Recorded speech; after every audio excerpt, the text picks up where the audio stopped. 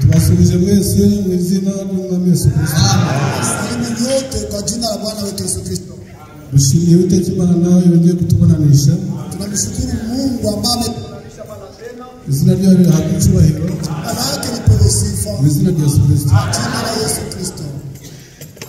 Turahaguruka dusoma amagambo y'Imana. Tutasimama kwa ajili ya usomi wa maneno ya Mungu. Yanditswe mu gitabo cy'Itangiriro igice cya 25. Kwa kitabu cha Mwanzo sura 25. Itangiriro igice cya 25 umurongo wa mbere. Shairi wa kwanza. Turageza ku murongo wa 19 tugeze ku murongo wa 23. Tutaenda kwa 19 hadi ku 23.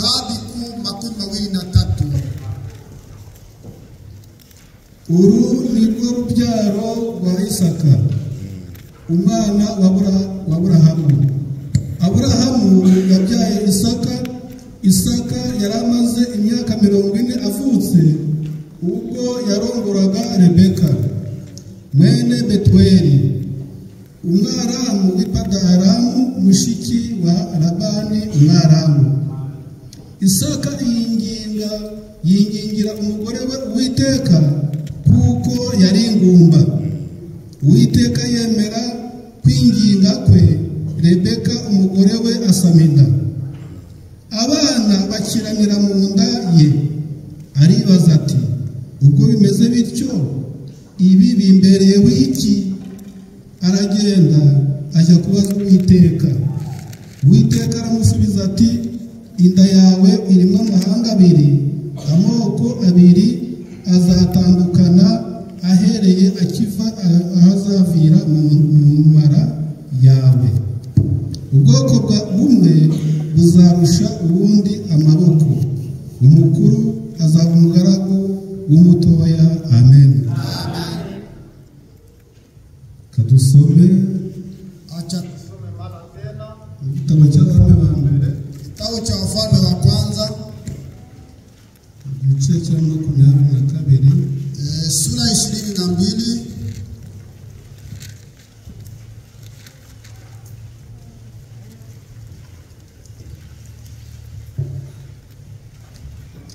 Abami ba mbere igice cya 22, Wafalme wa kwanza 22. turahera ku murongo wa mbere. Tuanze shairi wa kwanza. Dusome mu izina rya Yesu Kristo. Nasoma kwa jina la Bwana wetu Yesu Kristo. Kandi Abasiriya n'Abisirayeli bamara imyaka 3 batarwana. Ariko mu mwaka wa 3 nibwo Yehoshafati umwami w'Abayuda yamanutse asanga umwami w'Abisirayeli. Umwami w'Abisirayeli abwira abagaragu be ati, harya muzi ko Iramoti Galeyadi ari ahacu, kandi ko twicecekeye tukaba tutahakuye mu maboko y'umwami w'Isiriya? Bukeye abwira Yehoshafati ati, mbese twatabarana Iramoti Galeyadi? Yehoshafati asubiza umwami w'Abisirayeli ati, tuzatabarana nk'uwitabara, n'ingabo zanjye nk'ingabo zawe, n'amafarashi yanjye nk'ayawe.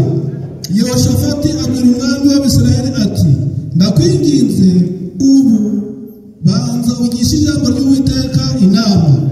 Nuko umwami w'Abisirayeli ateranya abahanuzi ari abagabo nka 400, arababaza ati, ntabarira Ramoti Galeyadi cyangwa se Dorere? Baramusubiza bati, tabara kuko Uwiteka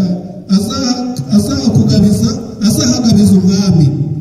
Ariko Yehoshafati arabaza ati, mbese nta wundi muhanuzi w'Uwiteka uri hano ngo tumubaze? Umwami w'Abisirayeli asubiza Yehoshafati ati, hasigaye undi mugabo twabasha kugisha Uwiteka inama, ariko ndamwanga kuko atampanurira ibyiza keretse ibibi. Uwo ni Mikaya mwene Imura. Amen. Imana y'umugisha amagambo yadusomye Maneno yake ambayo mu tumesoma. izina rya Yesu Kristo. Turasenga. Tutaomba. Uwiteka Mwami ushobora byose, turagushimiye kubwo kurinda kwawe kwiza. turagushimiye kubona wabanye natwe ukaturinda ukatwemera kugera imbere yawe. Urakoze habwa icyubahiro Mwami. Tuje imbere yawe tugufitiye inyota, tuje imbere yawe tugufitiye inzara, tugusaba kugira ngo utwigaragarize kandi utwiyereke, utugenderere, tubigusabye mu izina rya Yesu Kristo. Nuko tubahumurije nanone, tunawasalimu mara tena, tubasuhuje nanone mwese, tunawasalimu nyote mara tena ni Mwami Yesu Kristo, jina la Bwana wetu Yesu Kristo. Dushimiye Uwiteka Imana, tunamshukuru Bwana Mungu yaturinze ameduchunga kandi yemeye yuko alikubali kwamba aduhaye imbaraga, anatupa nguvu, aduhaye ubuzima, atupa uhai, atutije ku mwuka, azima pumzi wake, ushobora kugera imbere yawe, kufika mbele yake. Imana idushoboje kuza, Mungu ametuwezesha kwireba, kuja kuitazama, kuko hano twaje, maana kama tunaelekea hapa tuba tuje kwa Mana, tunakuja kwa Bwana Mungu. iyo tuje guterana, Kama tunakuja kusanyika, tuba tuje kureba Imana, tunakuja kumuona Mungu, tuba tuje kwa Mana. tunakuja kwa Mungu. Mbese hano ni ukuvuga ngo Hapa ni kusema twaje kwamba kwa Mana, tunaukwa huko kwa Mungu. ntabwo twaje kwa Gerard, Hakuna, hatukuja kwa ahubwo Gerard, twaje kwa Mana, bali tumekuja kwa Mungu, twaje kureba Imana, tumekuja kumuona Mungu. kuko Imana yo Maana Mungu wetu ihora iri presa. anakuwa tayari. Hariya presa mu Kinyarwanda umuntu yavuga ngo iki? Preza mu Kinyarwanda Imana kubera hose icyarimwe, anakuwa mahali pote kama ujumla. Imana Uwiteka Imana dusenga, Bwana Mungu tunayemwomba iyo igihe cyose wakati yote ihari, anakuwa iko tayari, kuko yitwa Ndiho. maana anaitwa ako. Mose yabwiye Uwiteka ati, Musa alimwambia Bwana Mungu wetu, utuma kugenda kubwira Abisiraheli, tumana kwenda kuambia wana wa Israeli, utuma kuri Farawo, tuma kwa Farao, nzamubwira ko witwa nde. tamwambia kama unaitwa nani, Nzabwira Farawo ngo tamwambia Farao eti utumye ninde, ananitumana ni nani, uzamubwire ngo tamwambia eti ni uwo ndiwe, ni yeye akuaye yeye. kandi uzongera umubwire ngo Sasa kumwambia Ndiho arantumye. niko amenitumana. Njyewe sinavuga ngo Ndiho, Mimi siwezi kusema kwamba ubu niko none Ndiho, leo, niko ariko ejo ntabwo nzaba kesho Ndiho. sitakuwa niko. Rero ndimo ndabivuga Leo neza, nyimbo naisema uzoye vizuri, Ndiho, leo niko, none turiho, leo tuko, ariko ejo ntabwo lakini tuzaba. kesho hatutakuwa. Ariko Uwiteka uyu munsi Bwana ako ni isegonda ariho, hata sekunde ahoraho ibihe byose, endelea kudumu milele. iyo rero ahoraho ibihe byose. Yeye anadumu milele. Twaje kwambaza, Yeye tukuja kuabudu. nta ushaka Imana, Hakuna tafuta nta Mungu, Imana niyo idushaka, bali Mungu ndiye nta anatafuta. ukunda Imana, Hakuna kumpenda Imana Mungu, niyo yadukunze. bali Mungu alitupenda. Kuko nta mukobwa ukunda umusore, Hakuna binti anapenda nta kijana, n'umukobwa urabanyiza, hakuna binti anaposa, umusore niwe ukunda bali kijana ndiye kandi anapenda. akarambanyiza. Yeye anaposa, Iyo umukobwa yakunze binti kama amependa, akarambanyiza, anaposa, aba yacuritse. amegeuza, Ahubwo umusore niwe ukunda bali kijana ndiye kandi anapenda. akabengukwa Yeye kandi akarambanyiza yeye anaposa, kandi agakwa. yeye anatoa mali. Niyo gahunda y'Imana. Utaratibu wa Mungu. Ntabwo umusore ariwe urambanyiza, Kijana si anaumwa. wegendera aranganya amaso mu basore, Dada ndani ya macho. umukobwa ntabwo ariwe urambanyiza, Binti ahubwo umusore niwe urambanyiza. bali kijana ndiye anaposa. Kristo ni wowe turambagije, Yeye aliposa. adukura amaraso ye, Alitutolea mali ya damu Imana yake. yarakoze. Bali asante kwake. Nta muntu ushaka Imana, Hakuna yeye tafuta nta Mungu. muntu uza kwa Hakuna. Imana niyo idushaka, Mungu ndiye anatutafuta. maze yadushaka Akitutafuta ikadutumaho, anatutumako. ikadutumira. Atatumeko. Ubu rero yadutumiye, Yeye alituma tumia. nshima Imana nanjye ko yandumiye. Baba Mungu naomba anitumako. Imana niyo yadutumiye, Mungu ndiye alitualika. wabyumvise? Mmesikia? Twaje guterana bitewe n'uko yadutumiye.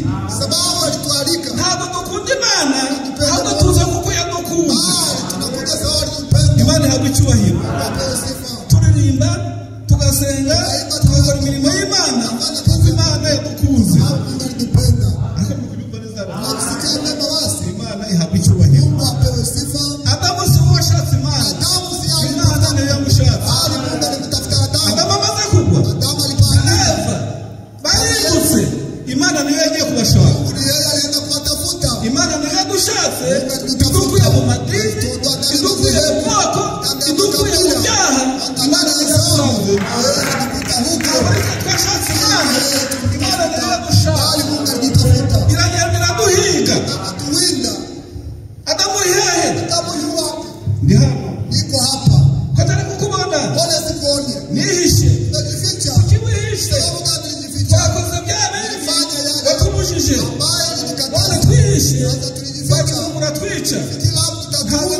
bice ubwo mwemeye ko mwakoze icyaha. bali kama mmetenda dhambi. Bamaze gukora icyaha Walipomaliza tenda dhambi, barimbutse birangiye, ona ikiikwisha, Imana igira ubuntu iragenda irabahiga ikawawinda, ibakurikirana iyo bihishe. apata kule walijificha. Imana ihabwa icyubahiro. Mungu apewe sifa. Twaje kwa Mana rero Kuja kwa Mungu. kuko Imana Mungu niyo iduteranya, ndiyo inatukusanisha. Imana niyo idutegeka. Mungu natuamuru. Ntimukirengagize gusenga Hauliza ukusanyika nuko bamwe baje kama bawugenda. wale wanafanya. Imana niyo iduteranya. Mungu ndiye anatukusanya. Imana irateranya Mungu anatukusanya. agasambura. Hayo haigobole. Akayivuga neza ra. Asame nasikika.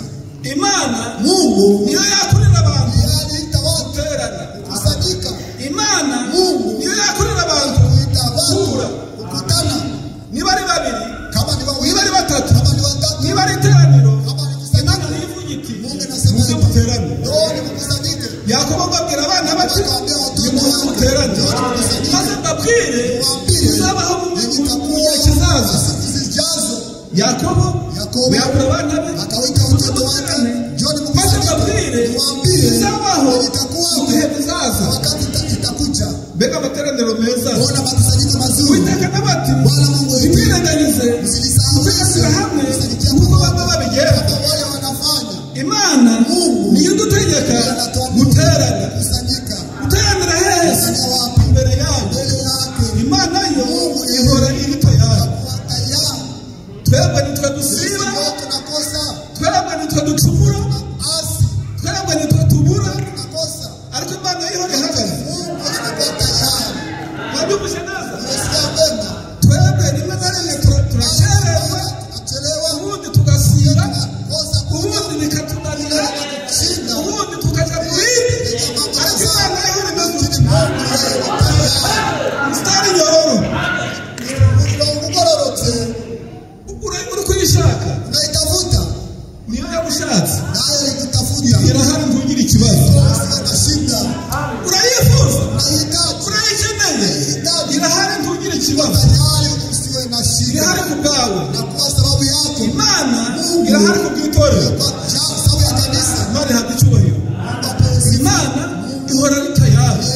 Ni tayari Je, kabisa. wajya kurukambura, wagera mu rugo ukambura, Unaweza kuwa unanikosa. ntabwo ugasanga narwaye, ntabwo nkakurimanganya, ariko Imana yo niwe uyishakira tayari igihe cyose.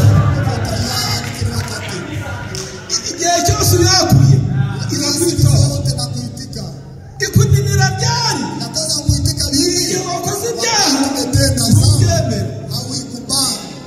Niba ushaka kuba umwanzi w'Imana, wayakurika kuninira, ni igihe uzakora ibyaha ukanga kubyihana, ukanga kubyemera.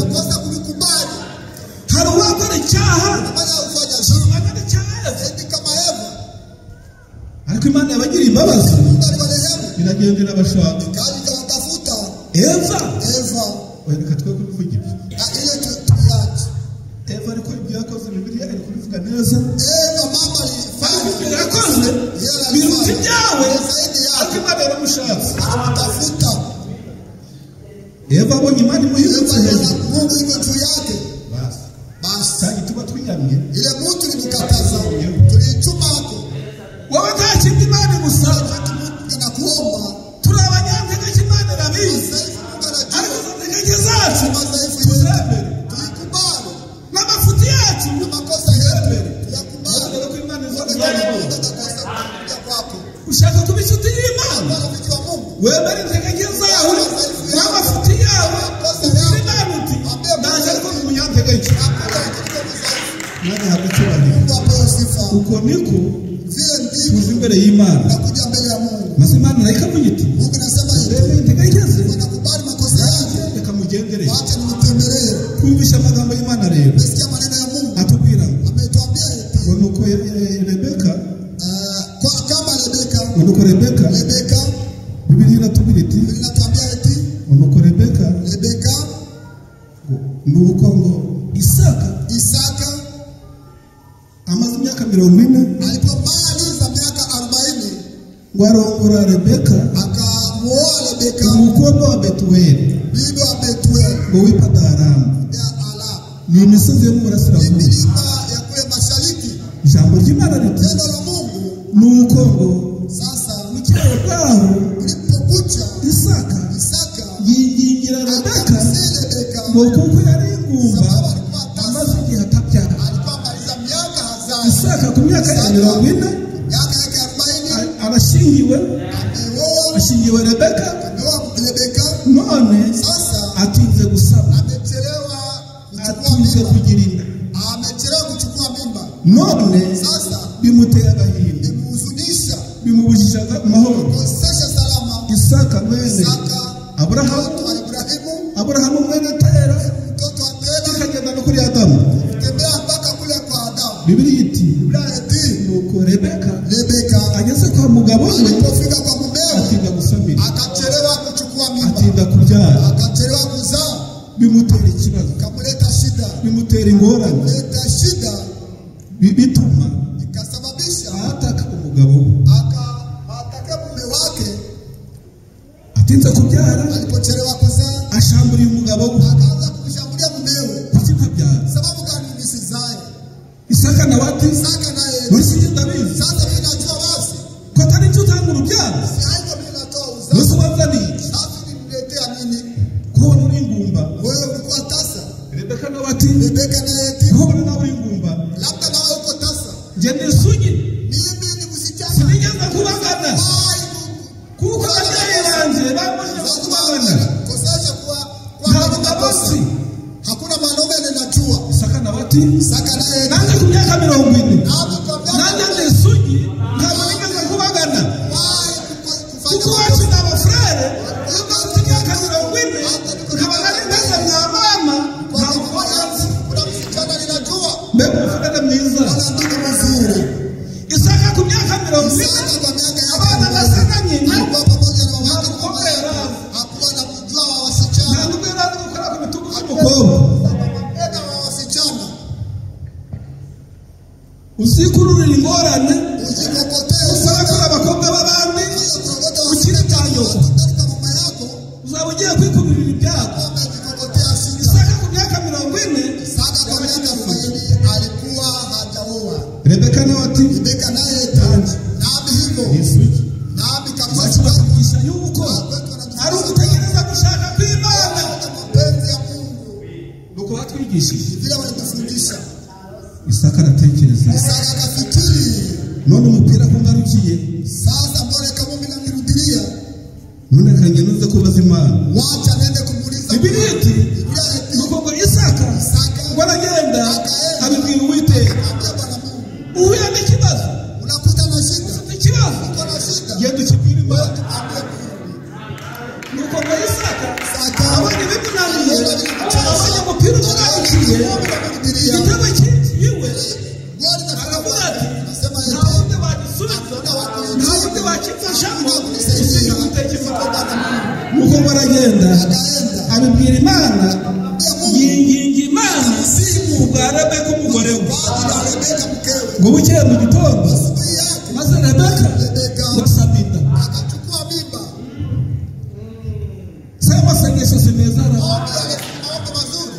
abantu bahuye n'ikibazo kibarenze baravuga bati nta wundi twakibwira usibye Uwiteka. Imana nayo kuko isubiza, Imana nayo irasubiza. Muri iryo joro Rebeka basama inda. Aho ni igitangaza bati muri uyu mubiri ibibazo birahari ariko nta wundi ubikemura ishobora byose.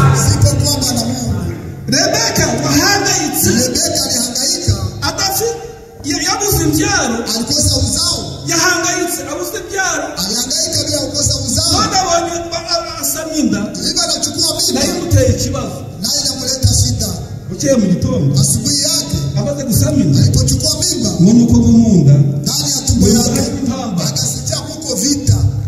igitangaza nabuze umwana natinze kubyara yintera ingorane bishwana n'umugabo abibwiye Imana none nasama ikibazo imekuwa shida. nibigenze nte Sasa nifanye nini? nta kundi uri bubigenze ya Mana yaguhaye iyo nda Kuchukua mimba, kugutwita tunachukua akaza kukubyara tunazaa. ya Mana umugabo wawe yamaze Mungu wako akayigira ikibazo akamwambia shida, agasubiza akajibu, ugatwita ukawa na mimba. iyo ngiyo tu Yule tu ntabwiyo ugomba kubwira akamwambia izatuma ubyara amahoro hata unazaa salama.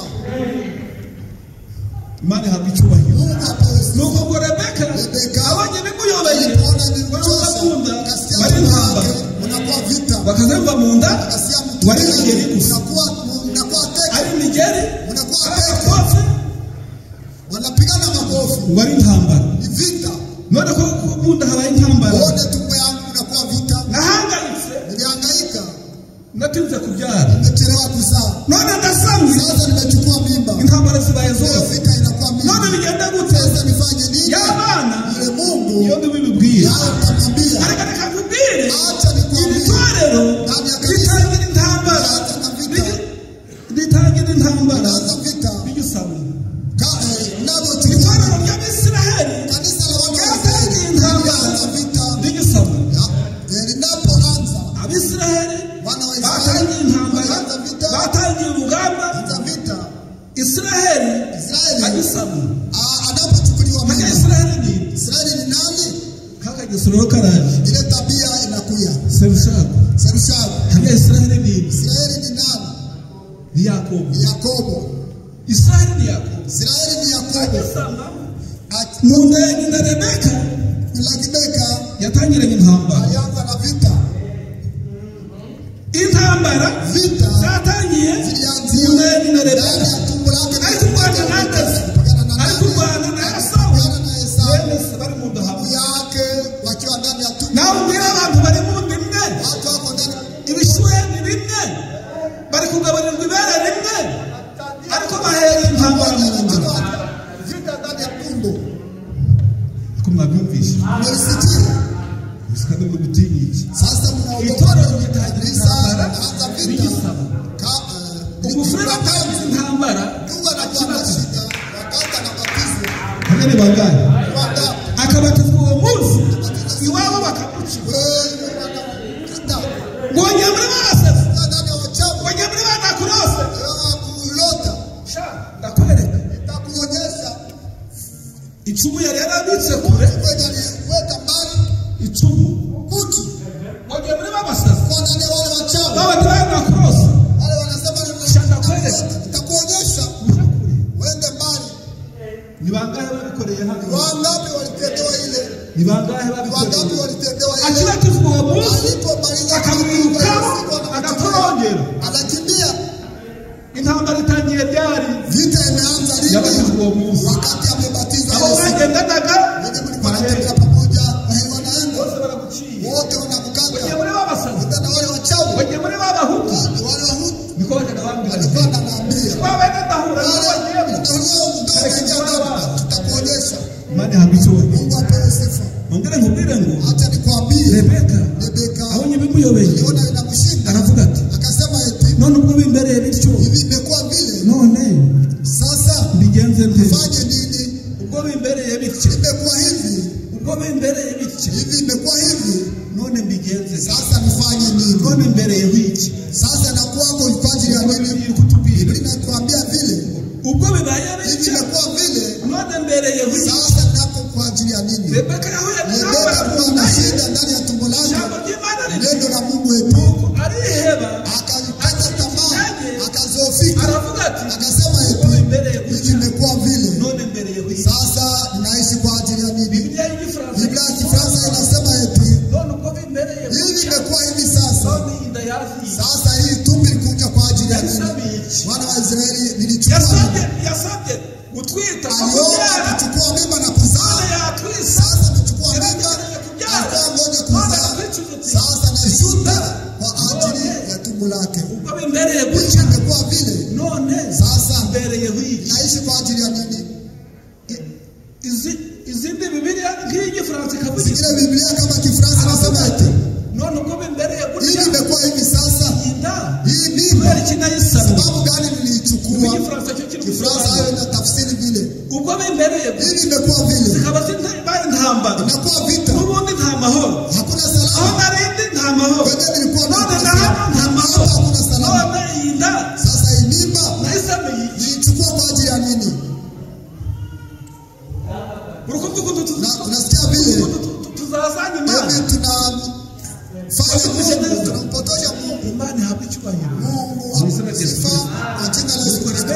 Rebeka akasema eti hamwe nabibwira hakuna mwingine nitamwambia umugabo wanjye mume wangu sitongera kumurenganya sitaongeza iki kibazo none usanga wakireba haiko yeye binaona arahishurirwa aravuga ati akatafsiriwa ikico hii yayo none wani nkimubwira mwambia ahubwo arapitana akanipitua kabisa. reka nkibwire Wacha nimwambie uwatumye ntwite aliyeacha nachukua mimba ninde ni nani? utanga urubyaro ninde Toa uzao ni nani? Yesu Imana uravuga ati Akasema eti ubwo bimbereye hili gutyo imekuwa vile. reka ngende Wacha niende kubaza uwiteka kumuuliza Mungu. areka tukuganira muri bukaturangije Naongea lakini mtasikia tuganiriza amazu tunaongea shauri ya Bwana Mungu. inama Shauri za Mungu. ufite ikibazo Una shida? bwira imana Ambia Mungu. irakugira inama Takupatia mashauri. Una shida? genda uyibwira imana Atamwambia Mungu. irakugira inama Takujia shauri. ufite intambara Na vita. genda uyibwira imana Mungu. irakugira inama Takuongea shauri. ahuye n'ikibazo cya mbere Ila shida ya kwanza akibwiye umugabo ambia mumewe. umugabo nawe akibwiye uwiteka Ambia Mungu. uwiteka arasubiza hirya gato ikindi kibazo kiraje Shida imekuja. ariko wagukiyobora we gucika intege muri uru rugendo isiraheli yatangiye intambara igisabwa Safari wakati ilianza itorero ryatangiye intambara n'igisabwa kabla ku munsi wa pentekote ijambo ry'imana ritubwira riti neno la Mungu natambia ku munsi wa pentekote kwa Pentekoste itorero ry'i yerusalemu Yerusalemu ryaratangiye yanza umwuka wera Roho n'abagenderera Mtakatifu kubavuga akawatembelea indimi akasema barahanura akatabiri bakora ibitangaza akafanya ako maajabu kanya bakivuga pale inkota y'abaroma upanga wa Warumi ryacumura ijanye ile mikuti ilienda wapi Kusare itorero ry'i yerusalemu zikimara kuvuga uwo munsi ile siku bamaze guhabwa imbaraga z'umwuka wera bya bindi umwami yesu abasubiza yabahanuriye alitatabiri ako kanya pale bibasohoraho pale ikawafikia baratangira barabahiga akaanza kuwawinda mbega inkoni kuona fimbo mbega gereza wanaenda mbega jela gushyirwa muri gereza ndani ya gereza mbega ibiboko ona mbega agashinyaguro kuziha mbega inkota ona upanga barabakubise waliwatwara barabishe wakawaua itorero ry'imana kanisa la Mungu ryasamwe ryasamwe lilichukuliwa mu ntambara ndani ya vita abisiraheli wana wa y'itorero Israeli na kanisa abisiraheli y'ishyanga kama taifa igihugu ya nchi ryasamwe bari mu ntambara ndani ya vita kugeza uyu munsi hadi sasa noneho buno mu muriro leo ni moto batangiye mu nda walianza ndani ya ariko tumbo ufunze wakiwa wapigana makofi n'imigeri na mateke no kunoshana bya buri muntu wananyotana bure bure birangira ikaaisha ari ukunyaga undi umuragi ni kuteka mwingine nyara urithi birangira ari amakofi ni makofi tu birangira ari imijugujugu ubundi imihumetso n'amabuye yarebure mawe amacumu araza na mikuki kaja iterambere rije mandiriki imbunda ziraza silaha none zikaja ubu ni umuriro gusa na leo ni moto ikibunda kimwe silaha moja cyashobora gutwika inaweza u kulunguza rwanda rwose Rwanda yote bose barabifite wote wako ni nayo abarabu si nibo barabifite Waarabu wanayo bararwana wakapigana kugeza igihe cyo hadi sasa mwana dawidi mtoto wa Daudi yeye anasimamisha ile vita abakure aondoe abarokore aokoe muri kunyumva neza nasikia vema mwana dawidi mtoto wa Daudi wenyine yaye peke urwanda yeye atasimama ntambara atasimamisha ile vita maze abacungure apate kuwakomboa ubwo turi kwihuta tunaharakisha imana ihabwa icyubahiro Mungu apewe sifa ijambo ry'imana neno la Mungu eti rebeka Rebeka kubwira imana akamwambia Mungu imana iramubwira ngo akamwambia inda yawe Mungu na irimo amahanga abiri ina taifa mbili y'amahara kubiri yenye mabishano umuto mdogo azategeka umukuru atamtawala mkubwa umukuru mkubwa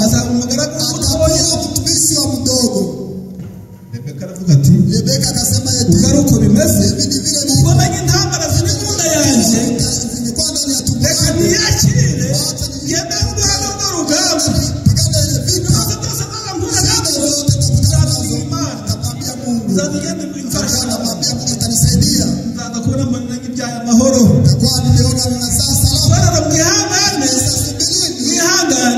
igihe kiri bugere wa mucunguzi w'isi wa mucunguzi wacu ari bugaragare ku bicu hamwe iryo sezerano murabifite kandi murabyizeye ijambo ry'Imana riti umucunguzi wacu nta kabuza azaza dutabare wabuza duhagarare n'intambara duhagarare ku rugamba n'ibigeragezo duhagarare Imana irakuneshereza reka karavuga ubwo ari uko bimeze Imana impe kwihangana nuko akazagenda yihanganye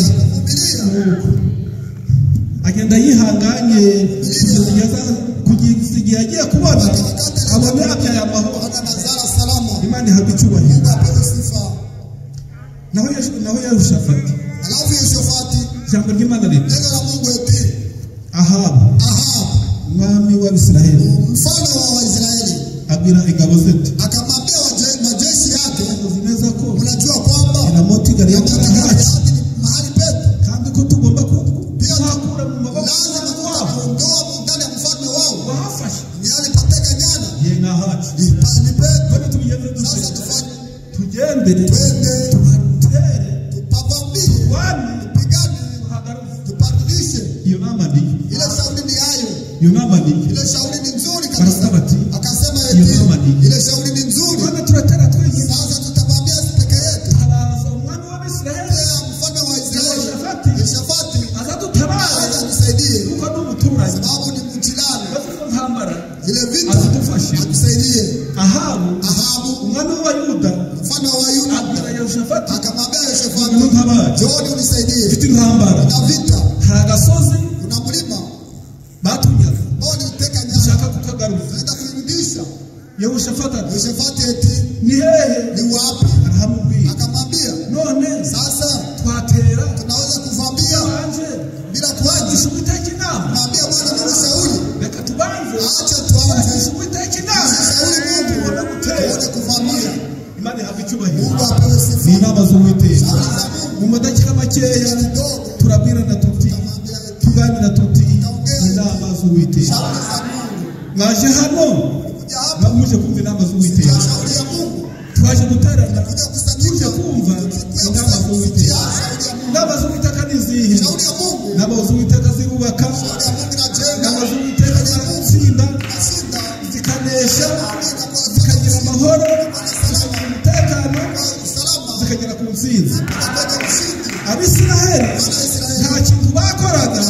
batabanje kugisha inama Uwiteka Abisiraheli nta rugendo yafataga atagishije Uwiteka inama n'urugendo ntabwo yakoraga urugendo atabanje yagishije inama n'uguhinga n'ugusohora imbuto abafaranga ba kera bajyaga guhinga mbere yo kubiba amasaka ntabwo ibishyimbo ntabwo ibigori yabanzaga yasenga n'uguhinga banza wabibwira Imana n'urugendo banza wabibwira Imana n'umushinga banza wagisha inama Uwiteka amen n'umushinga wawe n'umushinga ugiye gukora banza washaka Imana kugisha inama hari umushinga ngiye gukora porogaramu ngiye kujyamo Imana uri kubivuga wiki gira inama niba ari byiza ntabwo niba ari bibi niba biri bukunezeze umbwire maze mbone bigijemo n'urugendo mbwira niba ari byiza ngeze ntabwo bateraga batagishije Uwiteka inama Dawidi ati mwami ko bagiye kumpera nanjye mbatere batere wowe aho kugira ngo turye hariya aho gaturuka hariya n'abandi baturye hano urabatsinda. Maze Dawidi agatera afite inama y'Uwiteka yamuhaye amayere n'uburyo bwo kurwana. Dawidi yararwanaga ariko yabagihagisha ijambo ry'Imana riti Israheli nta kintu n'urugendo banza wabibwira Imana, n'umushinga banza wabibwira Imana, n'intambara zufite zibwira Imana, n'ibigeragezo by'ufite bibwira Imana, nayo iraguha inama yayo. N'intambara z'ukubona n'imivurungano y'ukubona n'ibyakujijije bwira Imana, ubaze Imana iragusobanurira. Ariko ibyatujijije n'ibitubera ntabwo wabisobanura usibye Imana. Ibyo umwami Nebukadineza yarose byatujijije bikamusoma nta wundi wabisobanura usibye Imana. Ibyo umwami Nebukadineza yarose inka zitaze izindi zibyibushye n'amahundo y'amasaka amwe arabyibushye andi ngo arananutse ibinanutse ngo nibyo biri kubyagura ibibyibushye ibinanutse nibyo biri kubyagura. Nebukadineza izo nzozi ziramucyaha aracanganikirwa biramujijira. Ibyo bikujijiye ibyo bigucanganikishije hari Imana ibisobanura. Dufite Imana ifite ubwenge iri hejuru y'ubwenge bw'abantu. Maze baramubwira bati izo nzozi nta wundi bazisobanura usibye abakonikoni n'abarozi babakuye zirabayobera. Ijambo ry'Imana riti zibayobeye umwami aravuga ati ntacyo mumariye ubundi ni hahandi ndapfuye none ahubwo ndabica. Ako kajya haboneka umuntu wo kuvuga ngo mwami wibica hirya hariya hari umuheburayo uriho umwuka w'Imana yashobora gusobanura bizakujijije. Ibyo byatuyareye ibyo byatunaniye umwuka w'Imana yashobora gusobanura ibyo abantu bananiwe. Bibiliya iri kutubwira iti uwo ni Daniyeli aramwakura araza aravuga ati mwami nanjye si ubuhanga bwanjye si ubwenge bwanjye si imbaraga zanjye ahubwo ni Imana ishobora byose. Imana ishobora byose izo nzozi zakunaniye nizo uzisobanura. Izo nzozi zananiye abantu dufite Imana ishobora byose niyo usobanura. Ntegereza ejo nzaguha igisubizo. Jeje araza mwami nyagasani nyaguhoraho za nzozi warose ya Mana nakubwiye ashobora byose ifite ubwenge uri hejuru y'abanyabwenge. None nibi uzabisome nawe uzabisome mu gitabo cya Daniyeli mu gice cya 2 cya 3 cya 4 uzabisome. Imana ihabwa icyubahiro. Ibyo byamusobye nta wundi ubisobanura. Imana ishobora byose. Natwe dufite Imana ishobora byose. Niba kujijiye niba kurenze tabaza Imana. Imana ishobora byose itanga inama y'ukuri. Birakurenze bwira Imana. Hari Imana ishobora byose ishobora gusobanura ibyo umuntu ananiwe gusobanura. Ijambo ry'Imana riti uyu musore ushaka kurambagiza umuhanuzi ati banza wabibwira Imana.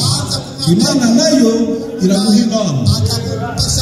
wagupfa guhomboka wagupfa kwirukanka Imana iraguha inama kandi habwa icyubahiro uhereye kera Abisiraheli bakeneraga yuko Imana abari bayobora ijambo ry'Imana ritubwira riti uko niko Imana ishobora byose yabakuye mu Egiputa irabayobora mu Egiputa ibakura mu Egiputa irabayobora mu nyanja itukura bamagwe baberaga inkingi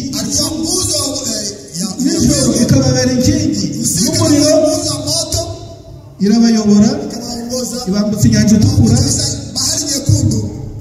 ibayobora mu butayu imyaka 40 ibari imbere mu butayu muri Mose Uwiteka Imana mu nkingi y'igicu nijoro inkingi y'umuriro na Mose umugaragu w'Imana kuko ntibavuga Abisiraheli utavuze Mose ntabwo bavuga Abisiraheli utavuze Mose Bibiliya kutubwira iti ubutumwa bw'Imana kutubwira buti Mose niwe mucunguzi w'Abisiraheli kuko niwe wabakuye mu nzu y'uburetwa bwa Farawo abakura mu maboko ya Farawo arabayobora bageze kuri Yorodani Mose umugaragu w'Uwiteka Imana iramwimura Imana imwimuye bagiye kwambuka Yorodani Imana iba yaboye Yosuwa iba yateguye Yosuwa niwe wabambukije Yorodani bageze hakurya muri Kanani Yosuwa abagabira igihugu ijambo ry'Imana riti Yosuwa avuyeho haboneka abacamanza uko niko Imana ikora ntabwo bavuga itorero ry'Abisiraheli utavuze Mose utavuze Yosuwa utavuze abacamanza utavuze abantu utavuze abahanuzi itorero ry'Imana ryayoborwaga kuva mu Egiputa kuri Mose Yosuwa abacamanza abahanuzi n'abami Imana ihabwa icyubahiro igihe cyose bemeraga kuyoborwa bakayoborwa muri ubwo buryo Imana yateguye bagiraga amahoro barwana bagatsinda bagira ibibazo Imana ikabatabara ijambo ry'Imana riti Uwiteka yabategekaga akabayobora igihe kigeze barifuza ati rero natwe Mana ni kera tuyobora ni kera tuje imbere turarambiwe dushaka umuntu wo kuza tuje imbere akatuyobora umwami nk'abandi bose igihe bashatse kuyoborwa nk'abandi bose akutanyobora n'imangana mbega intambara Abafilisitiya barabakubita barabica barabatoteza barabasuzugura babasuzuguye ryari igihe cyose baza ko Imana ibayobora mu buryo bwayo buryo bw'ijambo ahubwo bemera kuyoborwa nk'andi mahanga bifuje kuyoborwa nk'andi mahanga Uwiteka arababwira ati uwo mwana mushaka azabagirira ibi n'ibi baravuga bati biramaze nashaka azatugira abaretwa gushaka kuyoborwa nk'andi mahanga Samweli arabahendahenga ngo mwareke Imana ikabayobora mukayoborwa nk'ijambo barabyanga Sawuli niko yaje arabayobora ariko abashora mu ntambara abatambyi barapfa bose barashira umwami wategetse kugeza n'igihe cyo kwica abatambyi siwo nimwe turi kuvuga ni Sawuli umwami Abisiraheli bisabiye banze ko Imana ibayobora yabashoye mu ntambara zibageza ku rwego aho Sawuli ubwe yafashe inkota aza kwica abatambyi babatambyi bahejeje isanduku ry'isezerano Sawuli n'inkota yaragiye arabiciye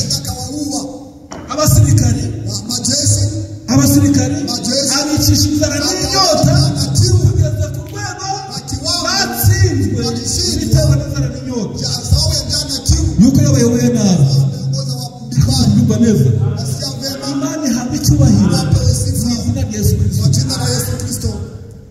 Amen. Tubanze inama z'Uwiteka. Sababu wamekataa Sababu inama z'Uwiteka wamekataa shauri bifuje kuyoborwa wanahitaji kuongozwa kandi mahanga na mataifa mengine batayoborwa n'ijambo, kuongozwa na neno bayoborwa na kamere kandi mahanga kama barabwami bishiriyeho abashobora mu ntambara wakaweka ndani ya kandi baratsindwa. wakashindwa. Umusirikare mwiza, Jeshi mzuri, komanda mwiza, kamanda mzuri, umugaba w'ingabo mwiza kamanda wa majeshi araneka anafanya ayobereza upelelezi, urugamba, anafanya arabisha upelelezi, bafite imbaraga. anakuwa na nguvu. Icyakora ni iki? Kugira ngo abasirikare badashyira ku rugamba, Alipiga kule wacha tufanye hivi. ariko uwize igisirikare kutugera hano n'abasore Fika ndani ya kijeshi twiherera aragosora mahali akiwa anapenda aneka kusoma. intwaro akabazi bafite Majeshi mabia nayo ukuntu bafite imbaraga, anakuwa na nguvu. yamenya ko ari bumurusha imbaraga, Kisha nguvu aho kugira ngo abasirikare bashyire ku rugamba. maisha wanarudi nyuma. Tubanze twabyigaho, Tuanze kujifunza.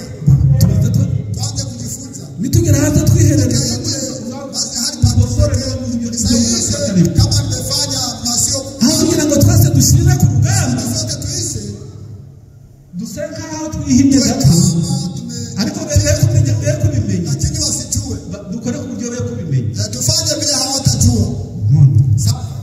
Tugenze dute? Tufanye nini? Tuze gushaka msaada. Twende kutafuta msaada. Msaada. Bari Fanya nyo. bira bitwaro byo bafite, Ile silaha wanayo. ntabwo dufite. Sisi hatuna. Bafite bitatu, twebwe dushake bitandatu. Tutafute sita. Ari bafite n'ibi, Anakuwa na natwe tubishake. nani tulitafuta. Bafite ingabo Anakuwa na majeshi igihumbi, dushake 1,500 500 maze tubone turwana. kupigana nao. Aho kugira ngo ingabo nyoboye zishyire ku rugamba, Malisikia vitano. ayo mayeri Fanya ile mbinu. Imana ihabwa icyubahiro. Wapewe sifa. Twababwiraga Tulikuwa tunawaambia inama z'inama, mashauri ya Mungu. kandi nyamara Sasa turi kurangiza tunamaliza. ijambo ry'Imana. Neno la Mungu yetu. Abisiraheli Wana wa Israeli icyo bakoraga kenye walifanya bila kuomba shauri kwa Mungu. Imana ihabwa icyubahiro. Mungu apewe sifa. Izina rya Yesu Kwa jina la Yesu Kristo. inama z'Uwiteka. Shauri ya Mungu. Nuko rero Shafati Yoshefati none sasa tumubaze nawe, tumuulize naye. bamubajije Alipomuuliza Biblia ikutubwira iti Biblia inatuambia eti agisha inama alipoomba shauri kwa Mungu manabii 400 babari Babaali baramubwira bati wakamwambia eti tera vamia, urwane pigana, uratsinda. utashinda.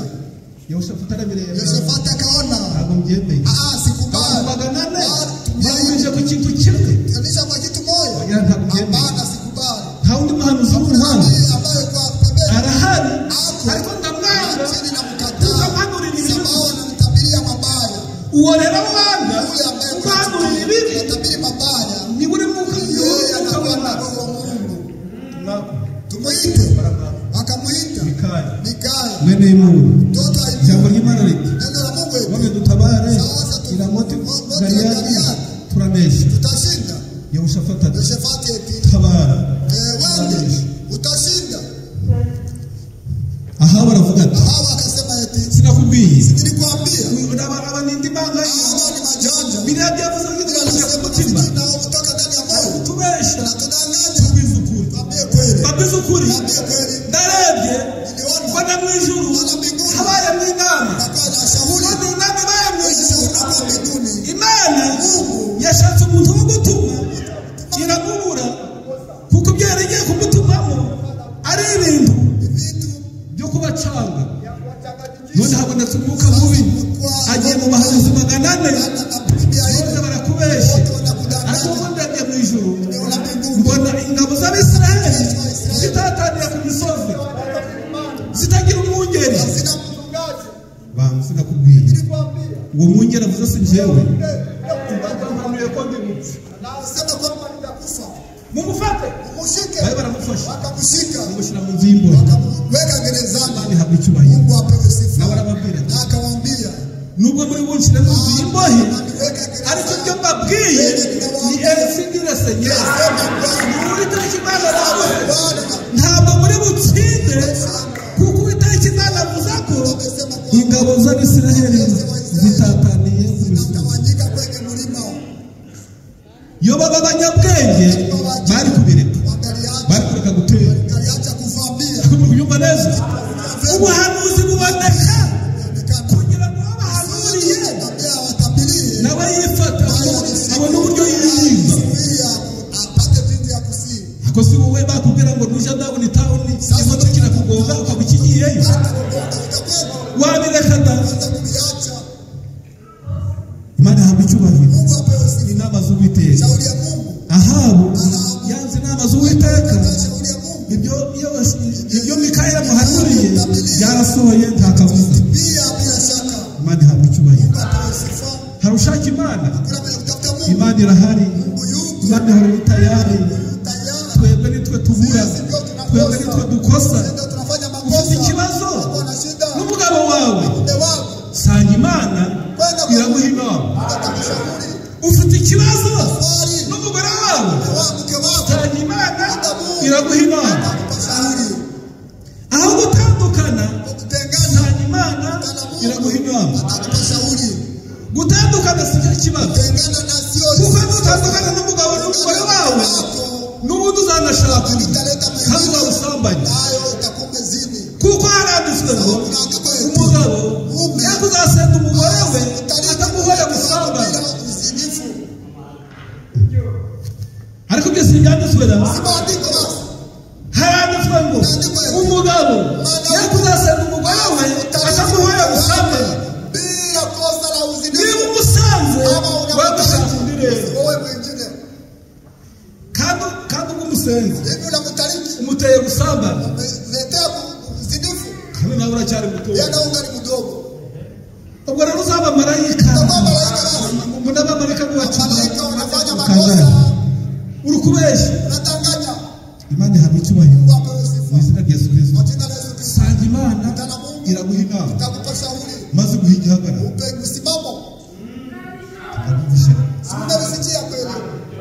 Nawe wa mugore we niba wahukana kushiga rya nyoko, Biblia kutubwira iti uzaba gishubazi. Ibyo ndikubabwira biranditse. Bikenera mureba itorero wazee wa kanisa wamewasomee. Wa mugore we utandukanye n'umugabo wawe, urahunza ugiye iwacu. Biblia iti ubigishubazi. Wewe mpotevu huko. Igishubazi abigishubazi kama mpotevu abakwishika ryanyu kwa nyumba ya baba yake asiolewe na nushakundi umugabo wawe mbere akihari uzabusamba. atakuwa mzinifu. Ko ni gitangaza. Ishara sana. Bati ntumwa zabajije umwami Yesu ibyo abashakanye. Umwami Yesu wasubije baravuga bati akasema eti ngo none se sasa ubwo ari uko bimeze ibyo abagabo n'abagore uwabireka amute naweza kubiwacha. ubwo ari uko bimeze ibyo abagabo n'abagore uwabyihorera. Yesu aravuga ngo ntabwo byahawe bose, Alikupewa wote. Imana ihabwa icyubahiro. Mungu apewe sifa. Nta kibazo kigoye, Hakuna shida inayo. imitima yacu moyo niyo yinangiye. inajifunga. Yesu Kristo yabwiye abafarisayo ngo Mose yanditse umwandiko andika wo nyaraka gusenga umugore tariki kuko mwanamke imitima yari yinangiye. yoyo ilikuwa amefunga. Mbese kumva ibyo dukora nuko imitima yinangiye. Tunafanya mioyo Tubwire Imana rero, Imana itubohore, itubohore mu mitima. ndani ya moyo. Amen. Kandi tuje imbere ituyobore itugeze mu bugingo buhoraho. Tuongoze kwa uzima wa milele. Ingorane ziri mu nzira, Shida ziko njiani. bwira Imana, Pia Mungu Imana irazikingura. atatuondoa. N'ibigeragezo Majaribu Imana irabikingura. atatuondoa. Imana ihabwa icyubahiro. Mungu apewe sifa. Kandi ariko turarangije, Hivi tunamaliza. twababwiraga tuti Tulichowaambia ntabwo eti tuwiteze. shauri ya Bwana Mungu. Hanyuma n'itorero Baadaye kanisa rikagenda na kwenda uko Imana ibishaka. sababu kama vile Mungu Kandi anapenda. ababwiye ngo Wanamwambia eti Isiraheli Israeli yasanuwe mu ntambara. ilichukuliwa mimba ndani ya vita. Itorero Kanisa la Israeli i Yerusalemu Yerusalemu yasanwe mu ntambara. ilichukuliwa ndani ya vita. Ubutegetsi bw'Abaroma Utawala wa Rumi barabishe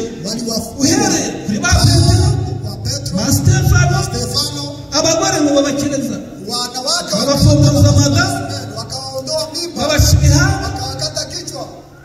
byari Lini? itorero Kanisa i Yerusalemu na Yerusalema aho byavukiye rero wenye lilizaliwa lilianza msimu hadi kunyakuliwa. nta ntambara gusa Vita tu ni intambara ni vita. kandi nta wundi tuneshereza Kuna mvuta na dusindia ni wa mwami wanesheje Mfalme aliyeshinda. mumusabe Umuombe abahereza imbaraga awape nguvu. nta wundi torero Vile kanisa byavutse biri mu ntambara lilizaliwa ndani ya vita. ni umufurere Ndugu yabatizwe alibatizwa, ahera intambara uwo munsi alianza vita siku ile ile.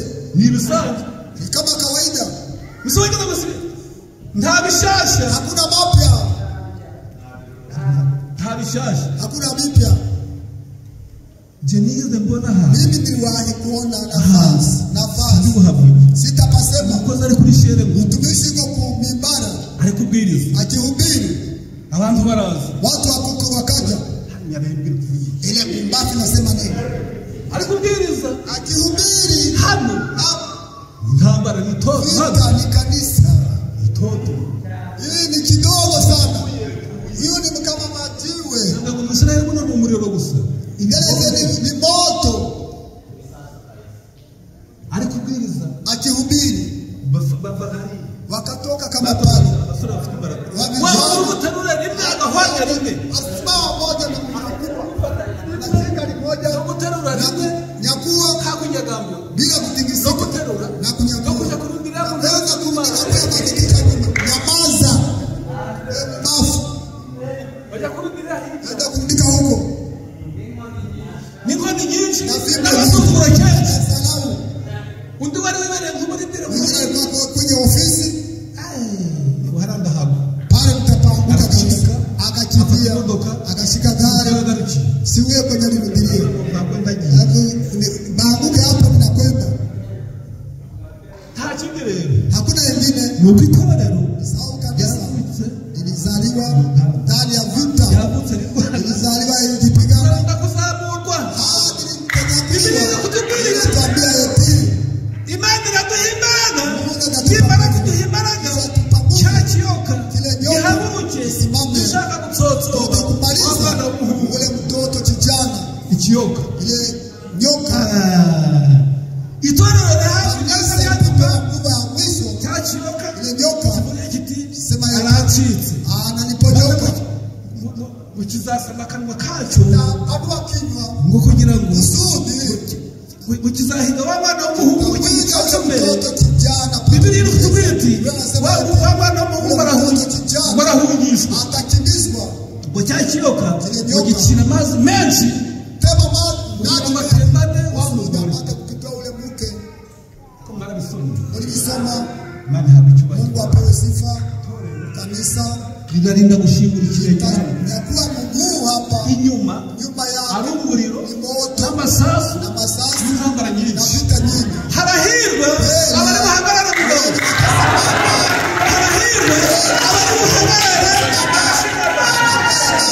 bakavuga ati ibi kibazo ntabwo binkanga Itanishtua. ni intare ziraziritse Inafungwa.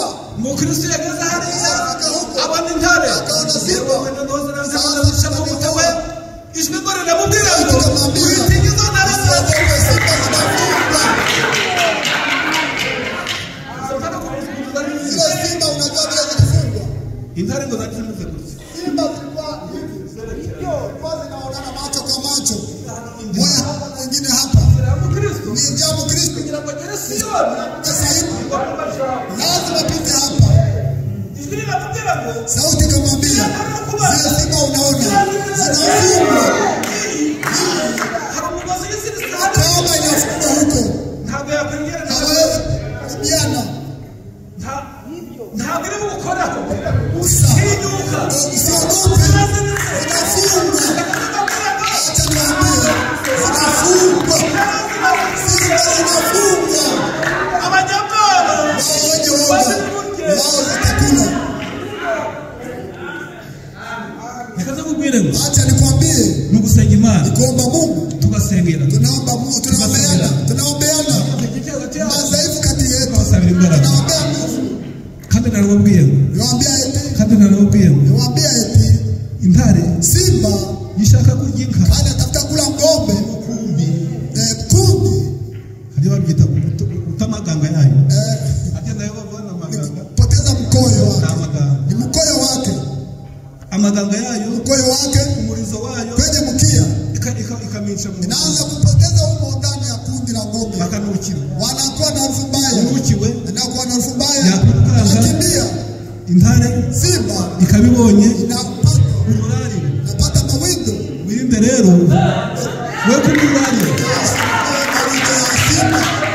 we kumurariro sikuwa mawindo ya simba ndambara vipi bure mbihagarare niko nini ariko ni wirinde usilinde kuri twe je kubaho n'ugisitaza cya mugenzi manzi yake isikuwe isikuwe kikwazo kwa manzi yako cya mugenzi manzi yako bana bicyubahiro Mungu apewe sifa kandi ujya ile turarangije tunamaliza tuzasubira ikintu tutarudi mahali pepa yetu tunasema inama z'uwiteka shauri ya Mungu n'intambara ni vita bana Mungu bibiri kutubwira bila iti atuambia yarwanye alipigana na Lusofero na ibilisi uhereye mu iteko tangu mbinguni Imana ngo niwo murwanyi wa kera mpiganaji wa zamani yahanganye na Lusofero pambana na shetani kule mbinguni uyu munsi hadi sasa Lusofero sifero no mu ijuru azagera na mbinguni anafika ariko nta kindi kimunesha lakini kinamushinda ijambo ry'Imana neno la Mungu